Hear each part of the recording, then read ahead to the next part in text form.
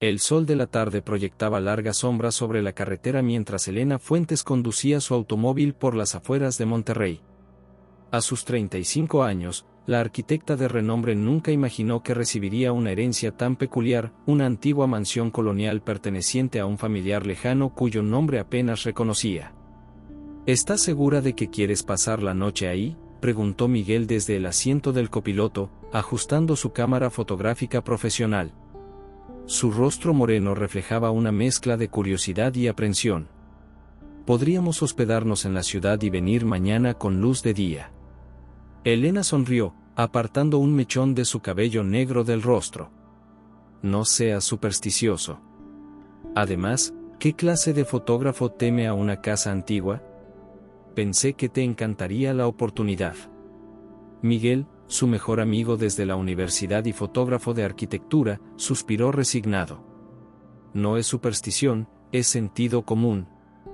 Las casas abandonadas suelen tener problemas estructurales, animales o squatters. El GPS anunció su llegada mientras el vehículo ascendía por un camino empedrado. Al doblar la última curva, la mansión apareció imponente contra el cielo rojizo del atardecer. Sus muros de cantera gris, desgastados por décadas de abandono, se alzaban sobre una colina que dominaba el valle.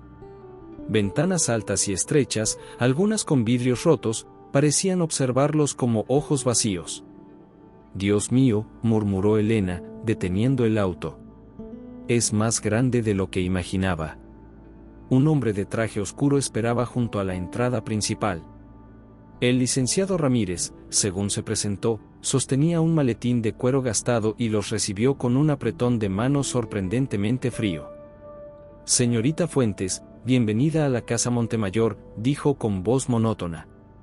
«He traído todos los documentos necesarios para finalizar la transferencia de propiedad». Mientras recorrían el vestíbulo de techos altos, el abogado explicaba los detalles legales. La mansión había permanecido deshabitada por casi 3 décadas, pasando por varios herederos que nunca quisieron ocuparla. El polvo cubría los muebles antiguos, y telarañas decoraban las esquinas de las habitaciones. «Esta casa tiene historia, señorita Fuentes», comentó Ramírez mientras le entregaba un pesado juego de llaves de hierro. «Algunas historias mejor no recordarlas». «¿Qué quiere decir?», preguntó Elena, pero el abogado simplemente sonrió con cortesía profesional. «Solo que las propiedades antiguas acumulan rumores con el tiempo». «Nada que deba preocuparle». Consultó su reloj. «Debo retirarme antes de que oscurezca por completo. La carretera es traicionera de noche». Tras la partida del abogado, Elena y Miguel exploraron la planta baja. La cocina conservaba electrodomésticos de los años 80, mientras que el comedor exhibía una mesa de caoba para 12 personas. En el salón principal, retratos familiares adornaban las paredes. «Mira esto», llamó Miguel, iluminando con su linterna un retrato particular. «¿No te parece familiar?». Elena se acercó y sintió un escalofrío recorrer su espalda. El cuadro mostraba a una mujer joven, quizás de su misma edad, con un asombroso parecido a ella, los mismos ojos oscuros, la misma estructura facial, incluso la forma en que su cabello enmarcaba su rostro. «Es inquietante», admitió, leyendo la pequeña placa dorada bajo el retrato. «Lucía Montemayor, 1943». Miguel comenzó a fotografiar metódicamente las habitaciones, deteniéndose ocasionalmente para ajustar su equipo. «Hay algo extraño con la luz aquí», comentó frunciendo el ceño. «Las sombras no caen donde deberían». Mientras subían al segundo piso, Elena notó que la temperatura descendía notablemente. Las habitaciones se alineaban a lo largo de un pasillo interminable, cada puerta idéntica a la anterior. Eligieron 2 dormitorios contiguos, los menos deteriorados, y desempacaron lo básico para pasar la noche. «Voy a revisar el sistema eléctrico», anunció Elena después de una cena improvisada con los sándwiches que habían traído. «Es extraño que aún funcione después de tanto tiempo». «Te acompaño», respondió Miguel rápidamente, evidentemente incómodo con la idea de quedarse solo. En el sótano, encontraron una antigua caja de fusibles junto a estanterías llenas de objetos cubiertos con sábanas amarillentas. Elena examinó el cableado con ojo experto. Es antiguo, pero alguien lo ha mantenido, observó. Alguien ha estado pagando las facturas y realizando el mantenimiento básico todos estos años. De regreso en su habitación, Elena intentó conciliar el sueño mientras escuchaba el viento golpear contra las ventanas. La mansión crujía y suspiraba como un ser vivo, expandiéndose y contrayéndose con los cambios de temperatura. Justo cuando comenzaba a dormirse, un sonido la sobresaltó, el inconfundible llanto de un niño pequeño. Se incorporó de golpe, escuchando atentamente. El llanto parecía provenir de dentro de las paredes mismas, un sollozo desgarrador que helaba la sangre. Encendió la lámpara de noche y corrió a la habitación de Miguel, quien ya estaba despierto. ¿Lo escuchaste?, preguntó ella. Pensé que estaba soñando, respondió él, pálido. Pero era tan real. El llanto cesó tan abruptamente como había comenzado, dejando solo el silencio opresivo de la mansión. Esa noche, Elena soñó con pasillos interminables y puertas que conducían a habitaciones imposibles, mientras una voz femenina susurraba su nombre una y otra vez, como si la estuviera llamando a casa. La mañana llegó con una neblina que envolvía la mansión como un sudario. Elena despertó sintiendo como si apenas hubiera dormido, los ecos del extraño sueño aún reverberando en su mente. Al abrir las cortinas, contempló los extensos terrenos de la propiedad, jardines abandonados, una fuente seca y, más allá, un pequeño cementerio familiar rodeado por una verja de hierro oxidado. Definitivamente necesitaremos ayuda local, comentó durante el desayuno, extendiendo planos de la mansión sobre la mesa de la cocina. Como arquitecta especializada en restauración, Elena veía potencial donde otros solo verían decadencia. Quiero conservar la estructura original, pero modernizar las instalaciones. Miguel, revisando las fotografías en su cámara digital, frunció el ceño. Hay algo extraño con estas imágenes, murmuró, mostrándole la pantalla. En varias fotos del pasillo del segundo piso aparecían extrañas manchas luminosas, y en una particular, lo que parecía ser la silueta borrosa de una persona observando desde el final del corredor. Probablemente sea polvo o reflejos, respondió Elena, aunque sin mucha convicción. Esta casa debe tener décadas de polvo acumulado. Siguiendo las recomendaciones del abogado Ramírez, contactaron a Javier Mendoza, un constructor local especializado en edificios históricos. El hombre, de unos 50 años y complexión robusta, llegó poco después del mediodía, acompañado por 2 ayudantes que esperaron en la camioneta, visiblemente incómodos. Mi familia ha trabajado en construcción en Monterrey por 3 generaciones, explicó Javier mientras recorrían la propiedad. Sus ojos experimentados evaluaban cada grieta, cada viga. Mi abuelo trabajó aquí en los años 40. Decía que la casa tenía vida propia. ¿A qué se refería exactamente?, preguntó Elena. Javier se encogió de hombros. Historias de viejos. Decía que las herramientas cambiaban de lugar durante la noche, que escuchaban voces cuando trabajaban solos. Hizo una pausa frente a una sección particular de la pared del estudio. Aunque, ahora que lo pienso, siempre mencionaba algo extraño sobre esta pared. Golpeó con los nudillos la superficie, produciendo un sonido hueco. Como lo sospechaba.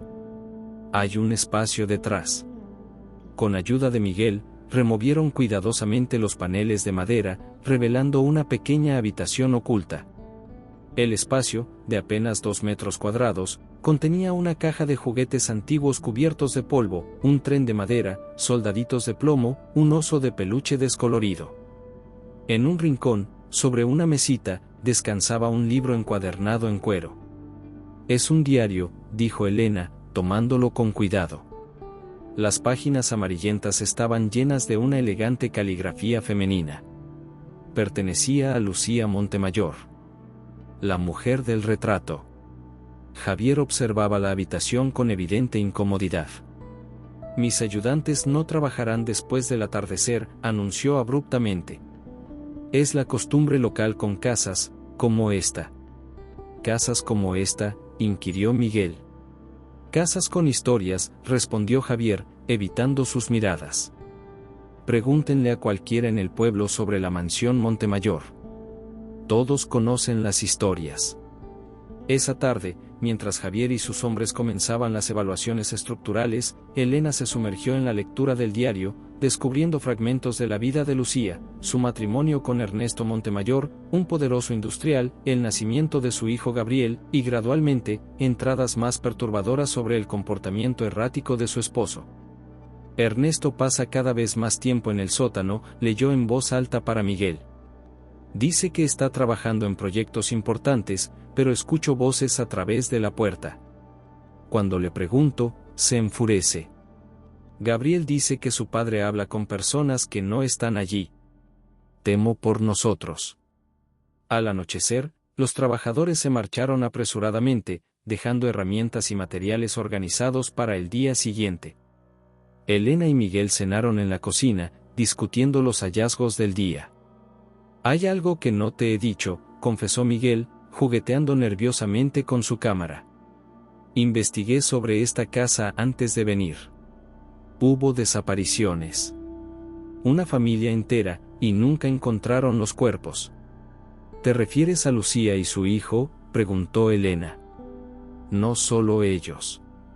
En los años 70, una pareja con su hija adolescente se mudó aquí. Desaparecieron después de 3 meses. La policía encontró la casa vacía, la cena servida en la mesa, pero ningún signo de violencia». Miguel hizo una pausa. «Y en 1989, un grupo de adolescentes entró a la mansión como parte de una apuesta. Uno nunca salió. Los otros fueron encontrados en estado de shock, incapaces de explicar qué había sucedido». Un repentino golpe en la puerta principal interrumpió la conversación, sobresaltándolos. Al abrir, encontraron el porche vacío, pero un viento frío se coló en la casa, apagando varias velas que habían encendido.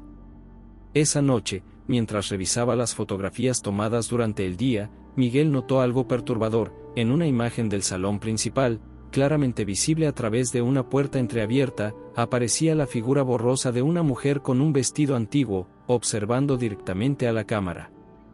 En otra, tomada en el pasillo del segundo piso, la silueta de lo que parecía ser un niño pequeño se asomaba desde una habitación. Cuando finalmente se retiraron a dormir, Elena colocó el diario de Lucía sobre su mesita de noche. Horas más tarde, despertó sobresaltada, con la certeza de que alguien había estado de pie junto a su cama. La habitación estaba vacía, pero el diario yacía abierto en el suelo, en una página que no había leído antes. Una frase destacaba en la oscuridad, escrita con una caligrafía más apresurada y temblorosa que el resto: «Él sigue aquí. Debes irte antes de que sea demasiado tarde». La mañana del tercer día en la mansión trajo consigo una llovizna persistente que empañaba las ventanas y convertía los jardines en un paisaje brumoso.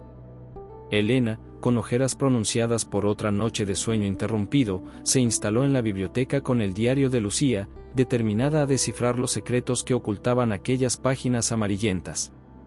Las entradas iniciales describían una vida aparentemente idílica. Lucía, hija de una familia acomodada de Monterrey, se había casado con Ernesto Montemayor en 1940, un hombre 20 años mayor que ella, dueño de varias fábricas textiles.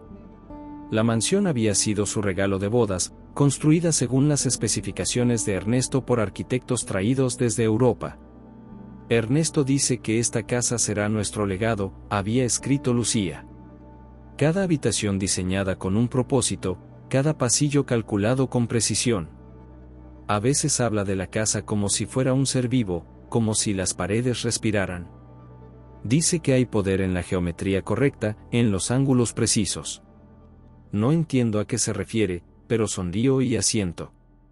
El nacimiento de Gabriel en 1942 parecía haber traído felicidad momentánea, pero las entradas posteriores revelaban un cambio gradual en el comportamiento de Ernesto. Comenzó a ausentarse durante días, supuestamente por viajes de negocios. A su regreso, traía libros antiguos y objetos extraños que guardaba celosamente en el sótano, convertido en su estudio privado. «Gabriel tiene pesadillas», escribió Lucía en una entrada de 1943. «Dice que hay personas en su habitación durante la noche, personas que salen de las paredes. Ernesto dice que son tonterías infantiles, pero anoche encontré a mi esposo de pie junto a la cama de nuestro hijo, observándolo dormir. No me vio en la puerta. Susurraba algo en un idioma que no reconocí. Elena estaba tan absorta en la lectura que apenas notó la llegada de Javier y sus trabajadores. Miguel había salido temprano para comprar provisiones en el pueblo, aprovechando para preguntar a los locales sobre las leyendas asociadas a la mansión. Un golpe en la puerta principal la sobresaltó. Al abrir, encontró a una joven de unos 25 años, vestida con ropa casual pero elegante, sosteniendo una grabadora y una libreta. «Buenos días», saludó con entusiasmo. «Soy Daniela González, periodista independiente. Estoy escribiendo un libro sobre casas históricas de Nuevo León y, bueno, esta mansión encabeza todas las listas de lugares con historia en Monterrey». Elena dudó un momento antes de invitarla a pasar. Había algo refrescante en la energía de Daniela, un contrapunto bienvenido a la atmósfera opresiva de la mansión. «Esta casa es una leyenda urbana», continuó Daniela mientras recorrían el salón principal. Sus ojos brillaban con genuina fascinación. ¿Sabía que en los años 70 un grupo de adolescentes intentó pasar la noche aquí y uno de ellos terminó en un hospital psiquiátrico? Decía que las paredes sangraban y que escuchaba a un niño llamándolo desde el sótano. «Suena como una historia para asustar a los niños», respondió Elena, aunque un escalofrío recorrió su espalda. «Todas las leyendas tienen un origen», afirmó Daniela, tomando notas mientras observaba los retratos familiares. Se detuvo frente al de Lucía. «Impresionante el parecido entre ustedes». «¿Son parientes?» «Aparentemente», admitió Elena. «Aunque no lo sabía hasta hace poco. Heredé la casa de un familiar lejano». La conversación fue interrumpida por un grito proveniente del segundo piso. Ambas mujeres corrieron escaleras arriba, encontrando a uno de los ayudantes de Javier pálido y tembloroso frente a una habitación. «Había un niño», balbuceó el hombre. «Estaba parado ahí, mirándome. Cuando intenté hablarle, sonrió y atravesó la pared». Javier apareció desde otra habitación, visiblemente molesto. «Te dije que no trabajara solo», reprendió a su ayudante antes de dirigirse a Elena. «Disculpe la interrupción. Pedro es nuevo, no está acostumbrado a casas antiguas». «¿Casas antiguas donde aparecen niños fantasmas?», preguntó Daniela con interés profesional, ya grabando la conversación. Javier la miró con irritación.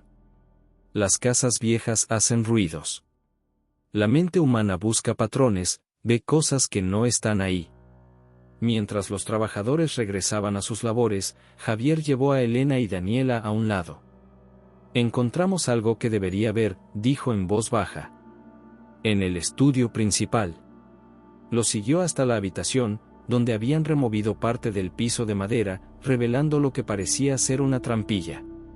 «No aparece en ninguno de los planos originales», explicó Javier. «Es una entrada al sótano, pero no la principal. Parece oculta intencionalmente». Elena recordó las menciones al sótano en el diario de Lucía. «¿Podemos abrirla?». Javier asintió, y entre los tres levantaron la pesada trampilla de madera. Una escalera estrecha descendía hacia la oscuridad. El aire que emergía del hueco era frío y tenía un olor peculiar, como a tierra húmeda y algo más que Elena no pudo identificar. Armados con linternas, descendieron cuidadosamente. El sótano era mucho más grande de lo que sugerían los planos de la casa. Más allá del área principal, un pasillo estrecho conducía a una cámara circular. Las paredes estaban cubiertas con símbolos tallados en la piedra, círculos concéntricos, triángulos entrelazados y figuras que parecían representar constelaciones. En el centro de la habitación se encontraba lo que parecía ser un altar de piedra, su superficie manchada con un oscuro residuo marrón. «Esto es», comenzó Daniela, pero no pudo terminar la frase. «Sangre», completó Javier, pasando un dedo por la superficie. «Muy antigua, pero sangre al fin y al cabo». Elena sintió que la habitación comenzaba a girar a su alrededor. Las paredes parecían palpitar, y por un instante, creyó escuchar susurros provenientes de los símbolos tallados. Repentinamente, las luces de sus linternas parpadearon y se apagaron, sumiéndolos en una oscuridad absoluta. «No se muevan», ordenó Javier, pero su voz sonaba distante, como si hablara a través de un túnel. Elena sintió una presencia a su lado, un frío intenso que no provenía de ninguna corriente de aire. Algo, o alguien, rozó su mano en la oscuridad. Quiso gritar, pero el sonido quedó atrapado en su garganta. Las luces volvieron tan abruptamente como habían fallado. Daniela estaba pálida, aferrada a su grabadora como si fuera un talismán. Javier miraba fijamente uno de los símbolos de la pared, sus ojos desenfocados. «Debemos salir de aquí», murmuró Elena, y nadie discutió. Al intentar abrir la trampilla, descubrieron con horror que estaba cerrada desde arriba. Golpearon y gritaron hasta que uno de los trabajadores los escuchó y la abrió, confundido, asegurando que nadie la había cerrado. Esa noche, después de que todos se hubieran marchado, Elena regresó a su habitación exhausta física y emocionalmente. Sobre su almohada encontró una página arrancada que no había visto antes en el diario de Lucía. La caligrafía era diferente, más apresurada y desesperada. «He descubierto lo que hace en el sótano. Los libros, los símbolos, los sacrificios. No son negocios lo que lo lleva fuera de casa, sino la búsqueda de más conocimiento prohibido. Dice que ha encontrado el secreto de la inmortalidad, pero el precio es demasiado alto. Temo por Gabriel». La forma en que Ernesto lo mira ahora no es como un padre mira a su hijo. Es como un carnicero evalúa a un animal para el sacrificio. «Debemos huir mañana, antes de que sea demasiado tarde». La última línea estaba escrita con otra tinta, como añadida posteriormente: «Él sigue aquí. Debes irte antes de que sea demasiado tarde». La cuarta noche en la mansión resultó insoportable para Elena. Cada crujido de la estructura centenaria, cada silbido del viento entre las ventanas mal selladas, se magnificaba en la oscuridad. En varias ocasiones despertó sobresaltada, convencida de haber escuchado pasos en el pasillo o risas infantiles provenientes de habitaciones vacías. Cerca del amanecer, cuando finalmente logró conciliar un sueño más profundo, soñó vívida y detalladamente con Lucía Montemayor. No era un sueño ordinario, tenía la cualidad hiperrealista de un recuerdo. Se vio a sí misma, o más bien a Lucía, meciendo a un bebé junto a la ventana de la habitación principal, cantando suavemente una nana. La escena transmitía paz y felicidad, pero gradualmente el ambiente se transformaba. Las sombras se alargaban, la temperatura descendía, y la expresión de Lucía cambiaba de serenidad a terror mientras observaba a una figura masculina en el umbral de la puerta. Elena despertó gritando, empapada en sudor frío. Miguel apareció segundos después, habiendo escuchado su grito desde su habitación. «Estás pálida», observó, sentándose al borde de la cama. «¿Otra pesadilla?» «No era una pesadilla», respondió ella, frotándose los brazos para combatir un frío que parecía emanar desde sus huesos. Era un recuerdo. De ella. De Lucía. El desayuno transcurrió en silencio, ambos demasiado agotados para mantener una conversación. La lluvia del día anterior había dado paso a un cielo despejado, pero el sol parecía incapaz de penetrar completamente la atmósfera sombría de la mansión. Daniela llegó temprano, cargada con libros y carpetas. Había pasado la noche investigando en los archivos históricos de Monterrey y en la hemeroteca local. «Encontré algo interesante», anunció, extendiendo recortes de periódicos amarillentos sobre la mesa. Entre 1940 y 1945, desaparecieron 7 niños en un radio de 5 kilómetros alrededor de esta propiedad. Las autoridades nunca encontraron conexión entre los casos, pero todos los niños tenían entre 4 y 6 años. «La edad de Gabriel», murmuró Elena, recordando las entradas del diario. «Exacto. Y esto es aún más perturbador», continuó Daniela, mostrando un artículo fechado en diciembre de 1945. Ernesto Montemayor fue encontrado muerto en el sótano de la mansión. Suicidio, según el reporte oficial. Se cortó las venas en lo que el periódico describe como un aparente ritual. Su esposa Lucía y su hijo Gabriel fueron reportados como desaparecidos. La policía asumió que habían huido tras el suicidio, pero nunca fueron encontrados. Javier llegó poco después, pero sin sus ayudantes. No volverán, explicó con expresión sombría. Lo de ayer. Pedro está convencido de que vio a un niño fantasma. Los rumores se han extendido por el pueblo. ¿Y tú qué piensas?, preguntó Miguel. Javier dudó antes de responder. He trabajado en edificios históricos toda mi vida. He escuchado ruidos inexplicables, he sentido presencias. Pero esto. Hizo una pausa, eligiendo cuidadosamente sus palabras. Hay algo diferente aquí. Algo que no he experimentado antes. Mientras discutían los próximos pasos en la renovación, un golpe en la puerta principal interrumpió la conversación. Al abrir, encontraron a un anciano apoyado en un bastón, su rostro arrugado mostraba una mezcla de determinación y aprensión. Sabía que alguien había vuelto a la casa, dijo con voz cascada. Lo sentí en mis huesos. Se presentó como Sebastián Herrera, de 83 años.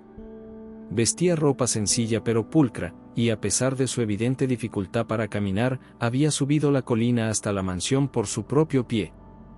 Mi madre era la cocinera de los Montemayor, explicó una vez dentro, aceptando agradecido la taza de té que Elena le ofreció.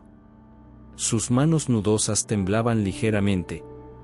Yo era un niño entonces, tendría unos 5 años cuando todo ocurrió. Cuando desaparecieron Lucía y Gabriel, preguntó Daniela, activando discretamente su grabadora. Sebastián asintió lentamente.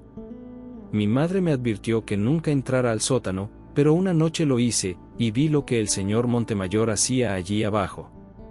El anciano relató cómo, movido por la curiosidad infantil, había descendido las escaleras del sótano una noche mientras su madre preparaba la cena. Encontró a Ernesto arrodillado frente al altar de piedra, rodeado de velas negras, recitando palabras en un idioma desconocido. Sobre el altar había un pequeño animal, Sebastián creía recordar que era un cordero, desangrado y dispuesto en un patrón específico. Cuando me vio, no se enfureció como esperaba, continuó el anciano, su mirada perdida en el recuerdo. Sonrió. Una sonrisa que no olvidaré mientras viva. Me dijo que yo podría ser útil algún día, que tenía la sangre adecuada. Mi madre me encontró allí y me sacó arrastrando. Renunció esa misma noche. ¿Qué cree que estaba haciendo Ernesto?, preguntó Elena. Mi madre era de un pueblo pequeño, tenía conocimientos que la gente de ciudad considera supersticiones. Dijo que el Señor buscaba poder a través de pactos oscuros. Que había encontrado libros antiguos durante sus viajes, libros que deberían haber permanecido cerrados. Mientras Sebastián hablaba, Miguel se había alejado para tomar fotografías de la mansión bajo la luz del mediodía. Regresó con expresión perturbada, mostrando su cámara a Elena. Esto no es normal, dijo en voz baja. Mira. Las fotografías del pasillo del segundo piso mostraban claramente la silueta de un niño pequeño, no una mancha o una anomalía, sino la figura definida de un niño de unos 5 años observando directamente a la cámara. He comenzado a verlo, confesó Miguel, visiblemente afectado. No solo en las fotos. Lo veo físicamente, siguiéndome por la propiedad. Me pide que juegue con él. Dice que está solo y que su papá lo lastimó. Un silencio pesado cayó sobre la habitación. Daniela fue la primera en romperlo. Necesitamos saber qué pasó realmente con Lucía y Gabriel. Si sus espíritus siguen aquí, debe ser por una razón. Sebastián asintió gravemente. La noche que el señor Montemayor murió, hubo una tormenta terrible. Mi madre dijo que la casa misma parecía gritar. Al día siguiente, cuando la policía llegó, no encontraron rastro de la señora ni del niño. Pero mi madre siempre sostuvo que nunca salieron de esta casa. Como para subrayar sus palabras, un trueno retumbó en la distancia. El cielo, despejado horas antes, se había oscurecido con nubes de tormenta que se aproximaban rápidamente. Esa noche, la tormenta golpeó con furia la mansión. Los relámpagos iluminaban las habitaciones en destellos fantasmales, y el viento aullaba entre las grietas de las ventanas como almas en pena. Elena, Miguel, Daniela y Sebastián, quien había aceptado quedarse debido a la inclemencia del tiempo, se reunieron en el salón principal. La electricidad fluctuaba con cada trueno, sumiendo ocasionalmente la mansión en una oscuridad momentánea. Las tormentas siempre despiertan esta casa, comentó Sebastián, observando las sombras danzantes proyectadas por las velas que habían encendido como precaución. Mi madre decía que los elementos liberan energías atrapadas. Cerca de la medianoche, cuando la tormenta alcanzaba su punto álgido, un grito desgarrador atravesó la mansión. No provenía de ninguno de ellos, era el grito agónico de una mujer, tan claro y cercano que todos se pusieron de pie instintivamente. Viene del segundo piso, susurró Daniela, aferrándose a su grabadora como si fuera un talismán protector. Siguió un sonido inconfundible, algo pesado siendo arrastrado por el suelo de madera, desde el pasillo del segundo piso hacia la escalera, y luego descendiendo peldaño por peldaño con un golpe rítmico y siniestro. Es ella, murmuró Sebastián, su rostro ceniciento. La señora Lucía. El sonido continuó, atravesando ahora el vestíbulo hacia la puerta del sótano principal. Un último golpe, seguido por el chirrido de la puerta abriéndose y cerrándose, y luego silencio. Miguel fue el primero en moverse, dirigiéndose hacia las escaleras con su cámara en mano. Tengo que documentar esto, dijo con una determinación que contrastaba con el temblor en su voz. Miguel, espera. Elena lo siguió, y tras un momento de duda, Daniela y Sebastián también. El pasillo del segundo piso estaba vacío, pero un rastro inconfundible marcaba el suelo, gotas oscuras que, bajo la luz de las linternas, revelaban ser sangre fresca. El rastro descendía por las escaleras tal como habían escuchado, dirigiéndose hacia la puerta del sótano, ahora entreabierta. No deberíamos bajar, advirtió Sebastián. No esta noche. No durante la tormenta. Un relámpago particularmente intenso iluminó el vestíbulo, seguido por un apagón total. Cuando la electricidad regresó segundos después, la puerta del sótano estaba completamente abierta, como una invitación siniestra. Creo que no tenemos opción, dijo Elena, sintiendo una extraña mezcla de terror y resignación. Necesitamos saber qué sucedió. Necesitamos terminar esto. Descendieron lentamente las escaleras del sótano, el haz de sus linternas revelando el camino hacia la cámara circular con el altar. El rastro de sangre los guiaba, cada vez más abundante. Al llegar a la cámara, la escena los dejó paralizados, los símbolos de las paredes parecían brillar con una tenue luz propia, y sobre el altar yacía lo que parecía ser un cuerpo envuelto en telas antiguas y deterioradas. Miguel levantó su cámara instintivamente, pero antes de que pudiera tomar una fotografía, un viento helado surgió de la nada, apagando sus linternas. En la oscuridad total, escucharon una voz infantil: mamá dijo que vendrías. Dijo que tú nos ayudarías. Cuando las luces volvieron a funcionar, el bulto sobre el altar había desaparecido. En su lugar, un pequeño objeto brillaba, un medallón de plata con una fotografía en miniatura de Lucía sosteniendo a Gabriel. Al regresar al piso superior, encontraron a Javier en el vestíbulo, empapado por la lluvia y con expresión de pánico. Algo me dijo que debía venir, explicó atropelladamente. Estaba en mi casa y escuché a un niño llamándome por mi nombre. Me dijo que ustedes estaban en peligro. El resto de la noche transcurrió en una vigilia tensa. Nadie quiso dormir, y compartieron historias en voz baja mientras la tormenta amainaba gradualmente. Sebastián les contó más sobre la época en que su madre trabajaba en la mansión, sobre las extrañas visitas que Ernesto recibía a altas horas de la noche, y sobre cómo Lucía había cambiado de ser una joven alegre a una mujer temerosa y vigilante. Al amanecer, cuando los primeros rayos de sol se filtraban por las ventanas, Elena tomó una decisión: voy a quedarme. Voy a descubrir qué sucedió realmente aquí, y voy a ayudar a Lucía y Gabriela a encontrar paz. la biblioteca de la mansión Montemayor, con sus estanterías de caoba que llegaban hasta el techo y sus ventanales emplomados, se había convertido en el centro de operaciones del grupo. 5 días después de su llegada, Elena había transformado la habitación en un archivo improvisado: fotografías, recortes de periódicos, páginas del diario de Lucía y planos arquitectónicos cubrían cada superficie disponible. Sebastián, quien había decidido quedarse temporalmente en la mansión a pesar de las protestas de su hija, que vivía en Monterrey, aportaba sus recuerdos y conocimientos sobre la familia Montemayor. Sentado en un sillón de cuero agrietado, sostenía entre sus manos temblorosas una caja de metal oxidada. «Encontré esto en mi casa anoche», explicó, abriéndola cuidadosamente. «Mi madre la guardó todos estos años. Nunca me permitió verla, pero siempre dijo que algún día podría ser importante». La caja contenía fotografías antiguas, cartas y documentos relacionados con el servicio de su madre en la mansión.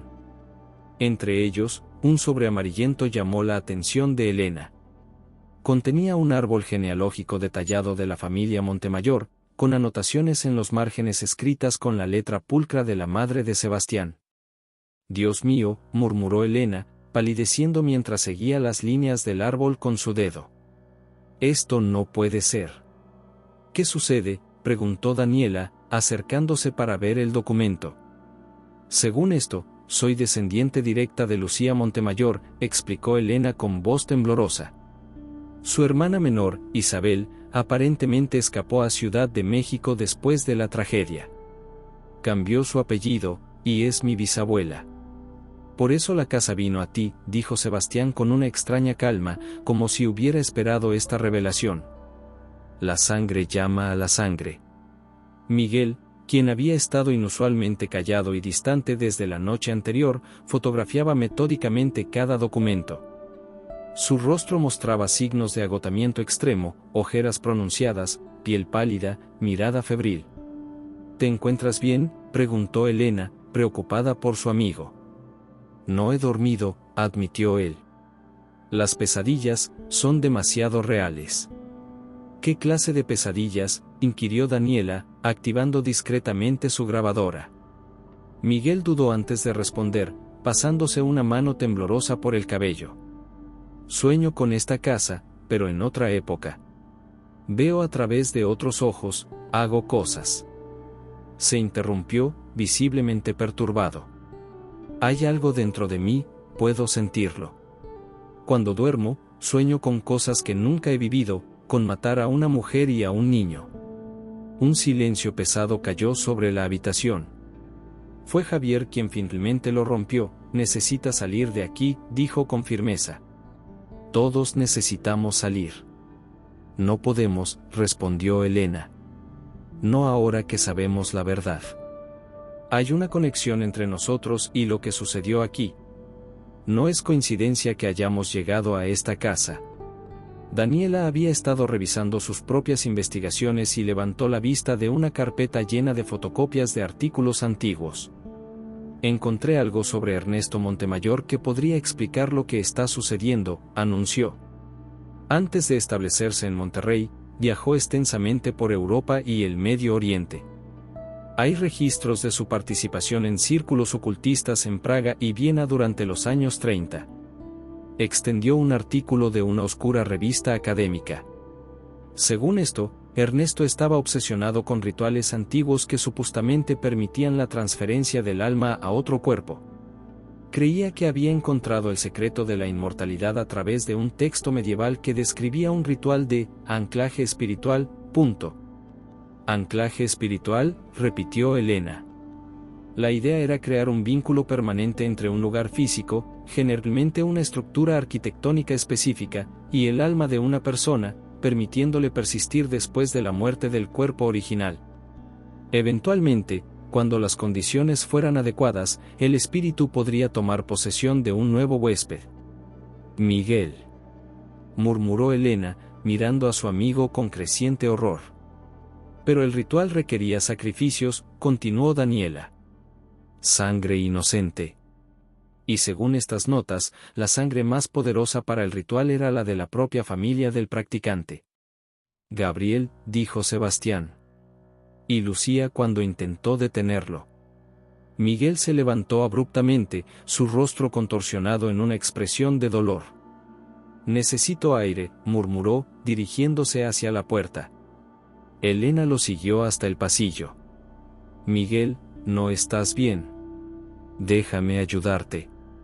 Él se volvió hacia ella, y por un instante, Elena vio algo diferente en sus ojos, una mirada más antigua, calculadora y fría. «Siempre fuiste demasiado entrometida, Lucía», dijo con una voz que no era la suya, más grave, con un acento anticuado. Entonces, como si despertara de un trance, Miguel parpadeó confundido. ¿Qué acabo de decir? Esa tarde, mientras Javier inspeccionaba la estructura del sótano para determinar si existían más habitaciones ocultas, Elena y Daniela revisaron minuciosamente el diario de Lucía, buscando cualquier mención de cómo había intentado combatir a su esposo. «Aquí hay algo», dijo Daniela, señalando una entrada fechada una semana antes de la desaparición. Lucía menciona a una curandera que visitó en secreto, una mujer llamada Remedios que vivía en las afueras del pueblo. «Mi madre», intervino Sebastián desde su sillón. Su nombre completo era Remedios Herrera. La gente la consultaba por sus conocimientos de hierbas y otros asuntos. «¿Qué le dijo tu madre a Lucía?», preguntó Elena. «No lo sé con certeza. Pero recuerdo que esa noche mi madre preparó una bolsa con hierbas, sales y otros elementos. Dijo que era para atar a un espíritu maligno a su propia maldad, punto». Al anochecer, escucharon a Miguel hablando solo en su habitación. Elena se acercó sigilosamente a la puerta, seguida por Daniela. A través de la madera, oyeron claramente dos voces distintas, la de Miguel, suplicante y aterrorizada, y otra voz, más profunda y autoritaria, que respondía con crueldad. «Finalmente has vuelto a mí, Lucía», dijo la voz extraña con satisfacción malévola.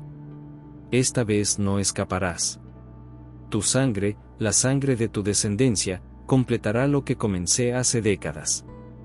Elena retrocedió horrorizada, chocando contra Javier que acababa de subir las escaleras. «Encontré algo en el sótano», susurró urgentemente. «Una cámara sellada detrás del altar. Creo que es donde están los cuerpos». La sexta noche en la mansión Montemayor trajo consigo un cambio palpable en la atmósfera. El aire se sentía denso, cargado de electricidad estática que hacía que el vello de los brazos se erizara. Las luces fluctuaban sin razón aparente, y los relojes de la casa comenzaron inexplicablemente a retrasarse, como si el tiempo mismo se distorsionara dentro de aquellas paredes centenarias. Miguel había desaparecido después de la cena. Su habitación estaba vacía, la cama intacta, su equipo fotográfico abandonado sobre el escritor. Elena organizó una búsqueda por la mansión, cada uno tomando una sección diferente. «Lo encontré», gritó Javier desde el estudio del primer piso. Cuando los demás llegaron, encontraron a Miguel sentado tras el antiguo escritorio de caoba, hojeando tranquilamente un libro encuadernado en cuero oscuro. «Nos preocupaste», dijo Elena, acercándose cautelosamente. Algo en la postura de su amigo, en la forma en que mantenía la cabeza ligeramente inclinada, le resultaba profundamente inquietante. Miguel levantó la vista del libro y sonrió. No era su sonrisa habitual, cálida y ligeramente tímida, sino una mueca fría que no alcanzaba sus ojos. «Qué considerada», respondió con un tono que Elena nunca le había escuchado usar. «Siempre fuiste así, preocupándote por todos menos por mí». «Miguel, ¿de qué estás hablando?», intervino Daniela, activando discretamente su grabadora en el bolsillo. Él se levantó con un movimiento fluido, casi elegante, que nada tenía que ver con los gestos habitualmente nerviosos de Miguel. Cuando habló de nuevo, su voz había cambiado sutilmente, adquiriendo un acento anticuado y una cadencia formal. «Miguel está indispuesto en este momento», dijo, pasando los dedos por el lomo del libro. «Pero es un huésped adecuado. Joven, fuerte, con la mente abierta a influencias externas. No durará tanto como yo hubiera deseado, pero servirá hasta que encuentre un recipiente más permanente». Sebastián dio un paso atrás, haciendo la señal de la cruz. «Ernesto Montemayor», murmuró. La sonrisa de Miguel /Ernesto se ensanchó. El viejo Sebastián. Te recuerdo, niño. Tenías potencial, pero tu madre te protegió demasiado bien. Su mirada se posó en Elena. Pero tú eres perfecta. La sangre de Lucía corre por tus venas. El círculo se completa. Con un movimiento sorprendentemente rápido para su edad, Sebastián arrojó un puñado de lo que parecía ser sal gruesa hacia Miguel /Ernesto, quien retrocedió con un siseo de dolor, cubriendo su rostro. «Corran», gritó Sebastián. «A la biblioteca». Mientras huían, escucharon un rugido de furia que parecía sacudir los cimientos mismos de la mansión. Javier cerró las pesadas puertas de la biblioteca tras ellos, asegurándolas con una antigua barra de hierro. No lo contendrá por mucho tiempo, advirtió Sebastián, buscando frenéticamente entre sus pertenencias. Sacó una bolsa de cuero desgastada. Mi madre preparó esto hace décadas, esperando este momento. ¿Sabía que esto ocurriría?, preguntó Elena, ayudando a Daniela a apilar muebles contra la puerta, que ya comenzaba a temblar bajo los golpes desde el exterior. No exactamente, respondió el anciano. Pero sabía que Ernesto había logrado anclar su espíritu a la mansión. Que eventualmente encontraría la forma de manifestarse de nuevo. De la bolsa extrajo hierbas secas, pequeñas botellas con líquidos de colores diversos, y un cuaderno con páginas amarillentas cubiertas de la letra apretada de su madre. Necesitamos realizar un ritual de contención, explicó mientras mezclaba ingredientes en un cuenco de cerámica. No podemos destruir su espíritu, pero podemos debilitarlo lo suficiente para separarlo de Miguel. ¿Y luego qué?, preguntó Javier, quien mantenía su peso contra la puerta que continuaba temblando. Luego debemos encontrar los restos de Lucía y Gabriel, respondió Sebastián. Mi madre creía que Ernesto los utilizó en su ritual, pero que Lucía, en sus últimos momentos, logró modificar el hechizo, atando el espíritu de su esposo a la mansión pero impidiéndole escapar o poseer permanentemente a nadie. Un estruendo anunció que la barricada comenzaba a ceder. La voz que surgió a través de la puerta ya no se parecía en nada a la de Miguel, era un sonido inhumano, gutural y antiguo. No pueden detenerme, rugió la entidad. Esta casa es mía. Sus almas me pertenecen. Rápido, urgió Sebastián a Elena. Necesito tu sangre. Unas gotas serán suficientes. Con manos temblorosas, Elena permitió que Sebastián pinchara su dedo con una aguja de plata, dejando caer varias gotas de sangre en la mezcla. Sangre de su sangre, murmuró el anciano. El vínculo familiar es poderoso, tanto para el bien como para el mal. La puerta finalmente cedió, astillándose bajo la fuerza sobrenatural. Miguel, o la cosa que ahora habitaba su cuerpo, entró en la biblioteca. Su rostro estaba contorsionado en una máscara de odio, y sus ojos, normalmente cálidos y amables, brillaban con un fulgor rojizo antinatural. Un viejo, un constructor, una periodista y una arquitecta, se burló la entidad. ¿Este es el patético grupo que pretende detenerme? Yo, que he burlado a la muerte misma. Sebastián comenzó a recitar palabras en un idioma que Elena no reconoció, mientras arrojaba la mezcla en un círculo alrededor de ellos. Miguel /Ernesto avanzó, pero se detuvo abruptamente al llegar al límite del círculo, como si hubiera chocado contra una barrera invisible. Su rostro se contorsionó en una mueca de furia. Trucos de vieja, escupió. Tu madre no pudo salvar a Lucía. ¿Qué te hace pensar que tú puedes salvar a estos? Mientras la entidad intentaba romper la barrera, Javier se acercó a Elena y Daniela. El sótano, susurró. Encontré una cámara oculta detrás del altar. Creo que es donde están los restos. Necesitamos distraerlo, respondió Elena. Si Sebastián tiene razón, los cuerpos son la clave para terminar con esto.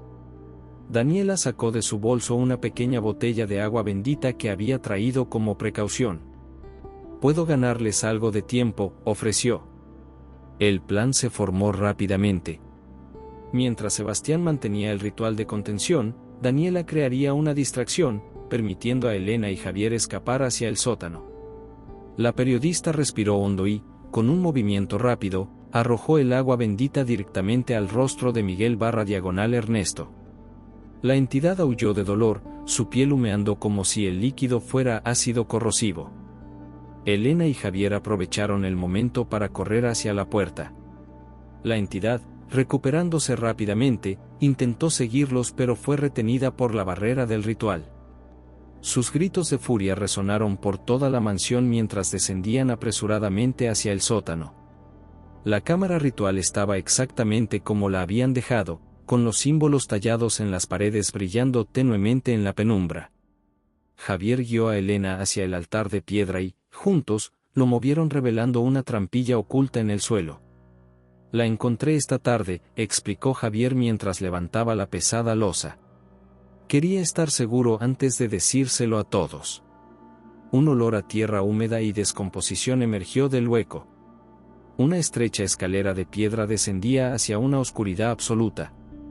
Con solo la linterna del teléfono de Elena como iluminación, bajaron cautelosamente. La cámara inferior era pequeña, apenas 3 metros cuadrados, con paredes de piedra sin tallar.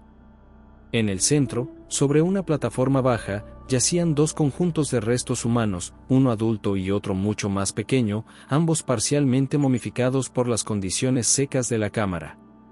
Estaban dispuestos en una posición específica, formando un símbolo, con diversos objetos rituales colocados estratégicamente a su alrededor. Lucía y Gabriel, susurró Elena, sintiendo una profunda tristeza y conexión con aquellos restos. Mira, señaló Javier hacia las manos de la figura adulta. Entre los dedos esqueléticos brillaba un objeto, un medallón idéntico al que habían encontrado anteriormente, pero este parecía contener algo en su interior. Arriba, escucharon un estruendo seguido por gritos. El ritual de contención había fallado.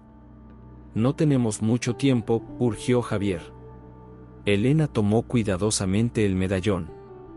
Al abrirlo, encontró un mechón de cabello oscuro y un pequeño papel doblado con una inscripción en tinta desvanecida: con mi sangre lo até, con mi sangre puede ser liberado. En ese momento, la comprensión golpeó a Elena como una revelación. No es la casa la que está maldita, murmuró. Es él. Y somos su única salida. Pasos pesados en la escalera del sótano anunciaron que Miguel Ernesto se aproximaba. Elena y Javier intercambiaron una mirada de determinación. Había llegado el momento de enfrentar al espíritu que había atormentado la mansión durante décadas. La mansión Montemayor parecía haberse convertido en un ser vivo, pulsando con energías antiguas liberadas por la confrontación en desarrollo.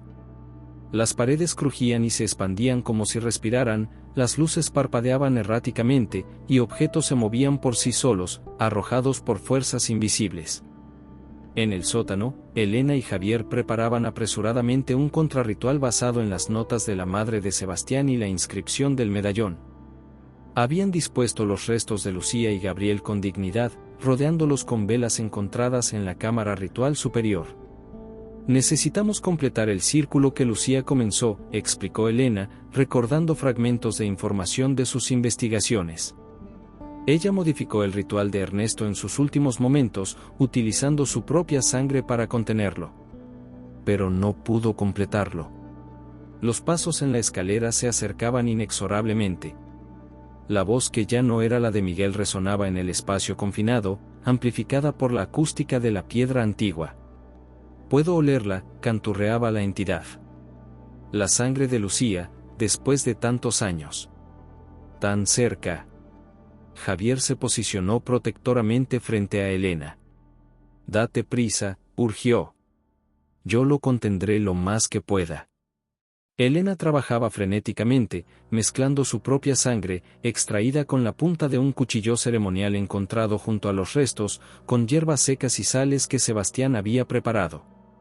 Recitaba las palabras que el anciano le había enseñado, una mezcla de latín antiguo y dialectos indígenas locales. Miguel Ernesto apareció en la entrada de la cámara inferior, su figura recortada contra la tenue luz de las antorchas. Su rostro, aunque aún reconocible como el de Miguel, estaba distorsionado en una máscara de odio sobrenatural. Sus ojos brillaban con un fulgor rojizo, y cuando habló, múltiples voces parecían emanar de su garganta. ¡Qué conmovedor!, se burló la entidad. La descendiente de Lucía, intentando completar lo que su antepasada comenzó. La historia se repite, pero esta vez el final será diferente. Javier se lanzó contra él, intentando contenerlo físicamente.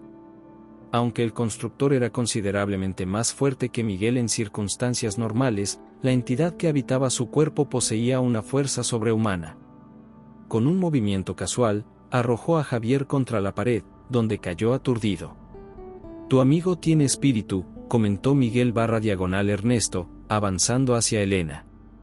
«Quizás lo conserve como mascota cuando todo esto termine».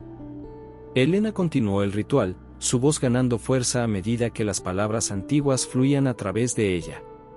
Sentía una conexión creciente con Lucía, como si la mujer fallecida décadas atrás estuviera guiando sus acciones. «No funcionará», siseó la entidad, deteniéndose al borde del círculo ritual que Elena había trazado. «Necesitas más poder del que posees para desterrarme». Como respondiendo a una señal invisible, pasos apresurados resonaron en la escalera. Daniela y Sebastián aparecieron, magullados pero determinados. El anciano sostenía el diario de Lucía en una mano y un pequeño frasco de cristal en la otra. «Elena», llamó Sebastián. «Necesitas esto». Arrojó el frasco, que ella atrapó instintivamente. Contenía un líquido oscuro, casi negro. «La sangre de Lucía», explicó el anciano. «Mi madre la preservó todos estos años, sabiendo que algún día sería necesaria». Miguel _Ernesto rugió de furia al ver el frasco, lanzándose contra la barrera invisible del círculo ritual. Ondas de energía rojiza emanaban de su cuerpo, haciendo que la temperatura de la cámara aumentara dramáticamente. «Ahora, Elena», gritó Sebastián. «Completa el círculo». Elena vertió la sangre preservada sobre los restos de Lucía y Gabriel, mezclándola con la suya propia. Mientras recitaba las palabras finales del ritual, una luz intensa comenzó a emanar de los restos, iluminando la cámara con un resplandor azulado. La mansión entera pareció responder, temblando desde sus cimientos. Objetos volaban por la habitación, y los símbolos tallados en las paredes brillaban con luz propia. Miguel _Ernesto se retorcía en aparente agonía, luchando contra una fuerza invisible que parecía arrastrarlo hacia el círculo. «No», gritaba la entidad. «He esperado demasiado. No regresaré a la oscuridad». En ese momento crítico, algo extraordinario ocurrió. Dos figuras translúcidas se materializaron dentro del círculo, una mujer joven en un vestido de los años 40 y un niño pequeño tomado de su mano. Lucía y Gabriel Montemayor, sus espíritus manifestados por el poder del ritual. La aparición de Lucía miró directamente a Elena, y aunque no habló, su mensaje fue claro: «Termina lo que comencé». Elena, guiada por una intuición que trascendía su comprensión consciente, tomó el medallón y lo colocó sobre el pecho de los restos de Lucía. Añadió 3 gotas más de su propia sangre mientras pronunciaba la frase final del ritual: «Con tu sangre lo ataste, con mi sangre lo libero, no a este mundo, sino al siguiente». Un destello cegador inundó la cámara.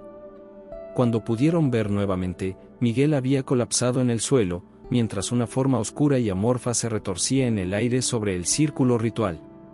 La entidad que era Ernesto Montemayor se había separado de su huésped, pero aún no había sido desterrada. «No es suficiente», gritó Sebastián. «Necesitamos más poder». Como respondiendo a su llamada, las paredes de la mansión comenzaron a brillar. A través del techo de piedra, podían ver fantasmales figuras luminosas descendiendo hacia la cámara, los espíritus de todas las víctimas de Ernesto a lo largo de las décadas, liberados por el ritual en progreso. Uno a uno, los espíritus rodearon la forma oscura de Ernesto, que luchaba y aullaba mientras era contenido por un número creciente de entidades. Lucía y Gabriel se unieron al círculo, y juntos, como una fuerza unificada, comenzaron a arrastrar a la entidad hacia el suelo. «Esto no termina aquí», fueron las últimas palabras de Ernesto antes de que el suelo mismo pareciera abrirse, tragando la masa oscura de su espíritu en un vórtice de energía. Los espíritus de las víctimas brillaron intensamente por un momento, como estrellas fugaces, antes de ascender y desaparecer. Solo Lucía y Gabriel permanecieron, observando a Elena con expresiones de gratitud. La figura de Lucía se acercó, tocando suavemente la mejilla de su descendiente con dedos etéreos que se sentían como una brisa fresca contra su piel. «Gracias», susurró una voz que parecía provenir de todas partes y de ninguna. «Ahora podemos descansar». Madre e hijo se tomaron de las manos y, con una última mirada hacia los presentes, sus formas se disolvieron en partículas de luz que ascendieron a través del techo de piedra. La mansión entera se estremeció violentamente. Fragmentos de roca comenzaron a desprenderse del techo de la cámara. «Tenemos que salir de aquí», gritó Javier, recuperándose de su aturdimiento. «La estructura está colapsando». Entre Daniela y Javier cargaron el cuerpo inconsciente de Miguel, mientras Elena ayudaba a Sebastián a subir las empinadas escaleras. Corrieron a través del sótano principal, esquivando escombros que caían y muebles que se deslizaban por el suelo inclinado. La mansión entera parecía estar desmoronándose desde dentro, como si la presencia de Ernesto hubiera sido lo único que la mantenía en pie todos estos años. Cuadros caían de las paredes, ventanas estallaban, y grietas aparecían en los muros de piedra como venas oscuras extendiéndose por la estructura. Lograron salir por la puerta principal segundos antes de que parte del techo del vestíbulo se derrumbara. Corrieron hasta el límite de la propiedad, volviéndose para contemplar la destrucción. Secciones enteras de la mansión se desplomaban en cascadas de piedra y madera, levantando nubes de polvo que brillaban bajo la luz de la luna. Miguel comenzó a despertar mientras lo recostaban sobre la hierba húmeda, tosiendo y desorientado. ¿Qué pasó?, preguntó débilmente, sus ojos recuperando gradualmente su calidez habitual. «Estás a salvo», respondió Elena, tomando su mano. «Todos estamos a salvo ahora». Observaron en silencio cómo la mansión Montemayor, que había permanecido en pie durante casi un siglo como monumento a la obsesión y la maldad de un hombre, finalmente se rendía ante el tiempo y la liberación de las energías que la habían mantenido prisionera.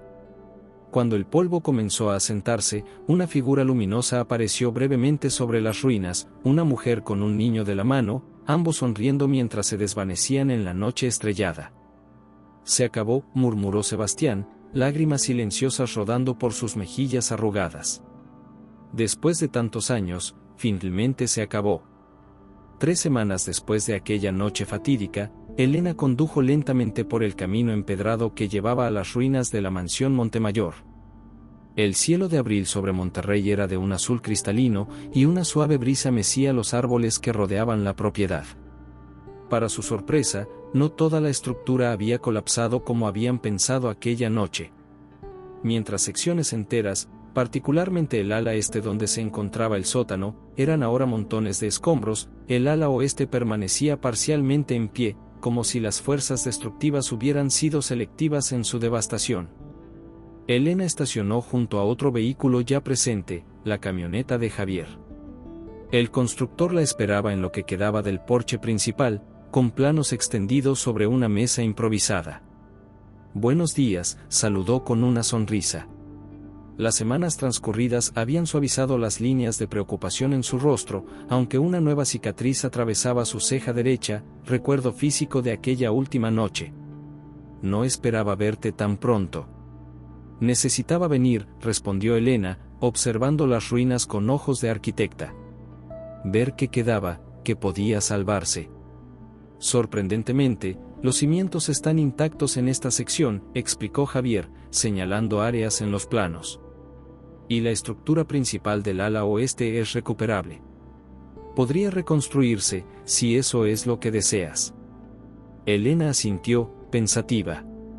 Durante las semanas posteriores al incidente, había reflexionado profundamente sobre su conexión con este lugar y con la historia de su familia recién descubierta. «¿Cómo está Miguel?», preguntó Javier mientras recorrían cuidadosamente el perímetro de las ruinas. «Mejor cada día», respondió ella.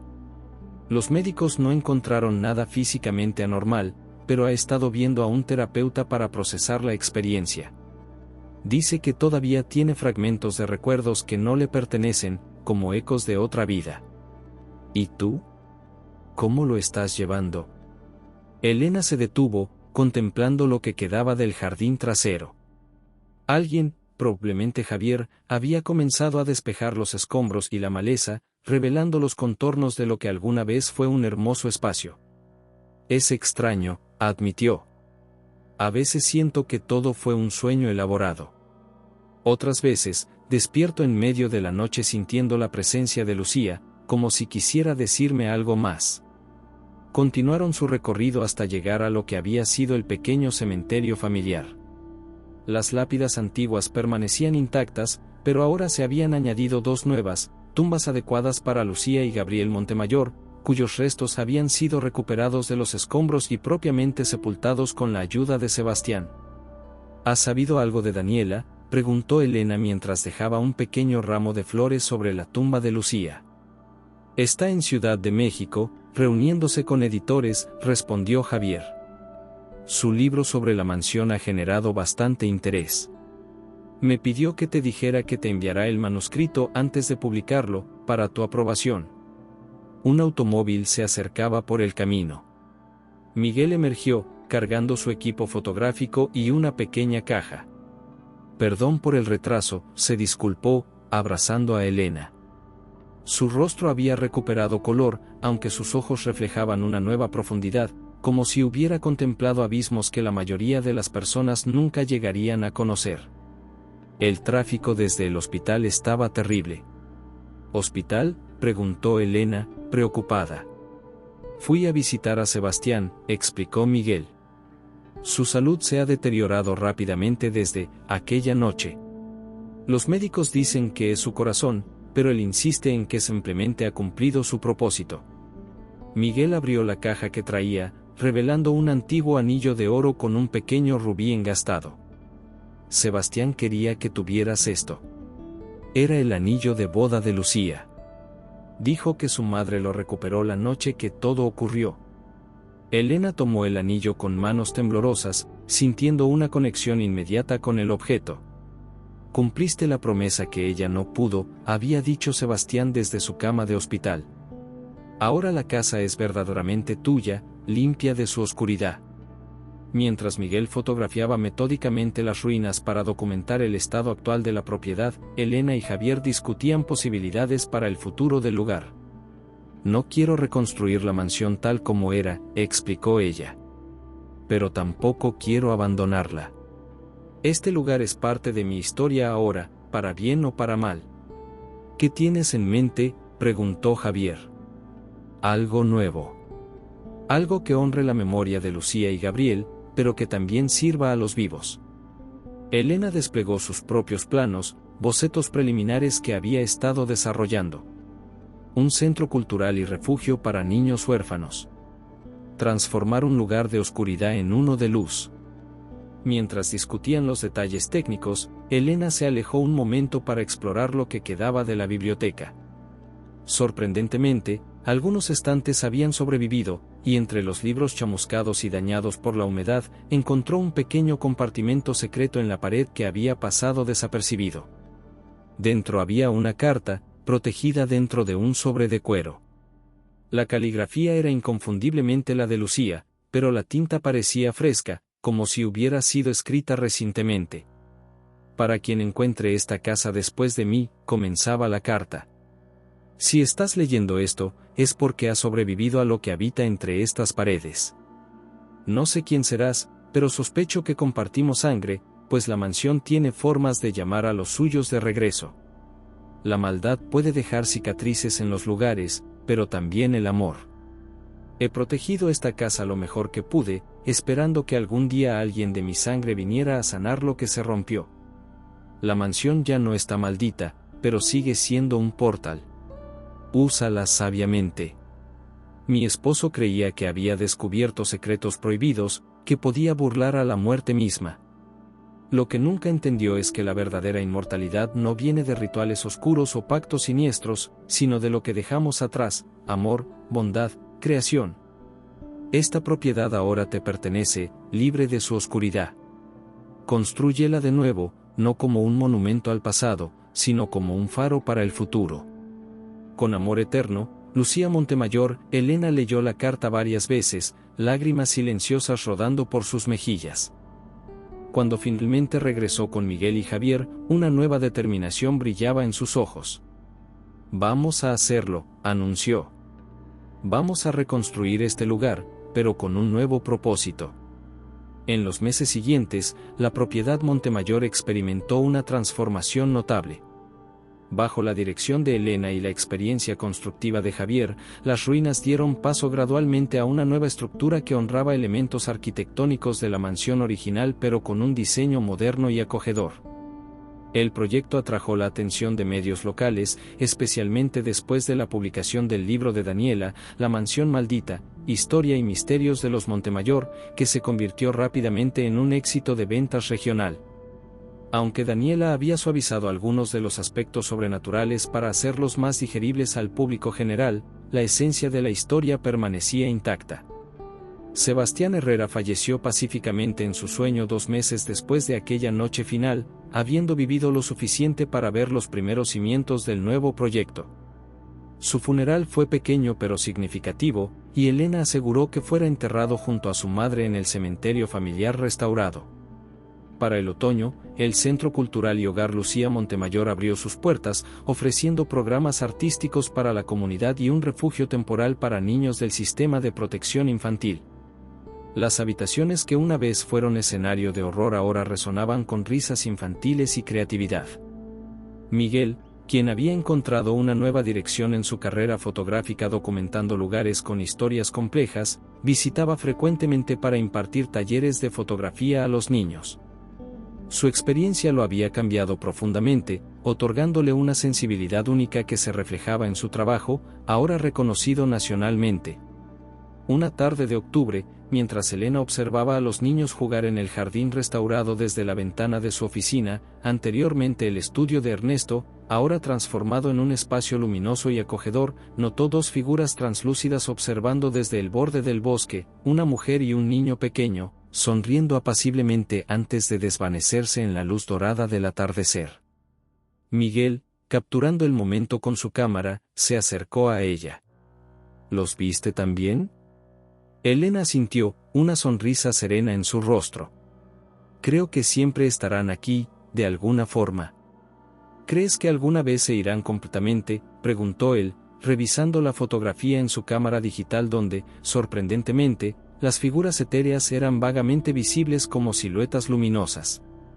Elena contempló los terrenos de la propiedad, transformados de un lugar de oscuridad y secretos en uno de esperanza y nuevos comienzos. Sintió el peso reconfortante del anillo de Lucía en su dedo, un recordatorio constante de la conexión entre pasado y presente, entre generaciones separadas por el tiempo pero unidas por la sangre y la historia compartida. No lo sé, respondió finalmente, con una paz que nunca antes había experimentado. Pero ya no estamos lidiando con una mansión maldita, sino con un hogar bendecido. En la distancia, las risas de los niños se mezclaban con el susurro del viento entre los árboles, como si la propiedad misma celebrara su renacimiento. La mansión Montemayor, alguna vez símbolo de horror y tragedia, se había transformado en un monumento a la resiliencia humana y al poder redentor del amor que trasciende incluso las barreras de la muerte. Y si en ocasiones, durante las noches de tormenta, los residentes escuchaban pasos inexplicables o veían fugaces reflejos de figuras que no estaban realmente allí, ya no inspiraban terror sino una extraña sensación de protección, como si los espíritus que permanecían velaran por la seguridad de quienes ahora habitaban su dominio. La maldición había terminado. La redención había comenzado. Fin.